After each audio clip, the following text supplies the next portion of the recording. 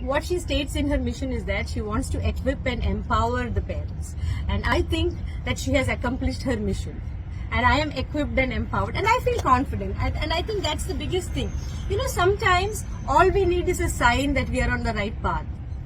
And the same kind of sign, you know, when I was sitting in the ABA and the ABA therapist, she told, you just call Aaron and see if he comes to you. I don't think he can come to you. And I called Aaron and he was at the other end of the room and he walked right up to me and sat next to me. So that was a sign to me that this is not the way out for him. And when Marci came here and I saw how she connected with Aaron and how he responded to her, I think that was the biggest sign that I needed, that we are on the right path.